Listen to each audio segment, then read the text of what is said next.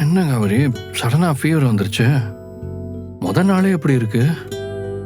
நீ எப்படிதான் தாங்குனியோ? இப்படி எல்லாம் கஷ்டப்படுவீங்கன்னு தான் என்ன பார்க்க வந்தப்பவே கிளம்புங்கன்னு சொன்னேன். கேட்டிங்களா? கூடவே இருப்பேன்னு சொல்லி இருந்துட்டு இப்ப எப்படி கஷ்டப்படுறீங்க பாருங்க.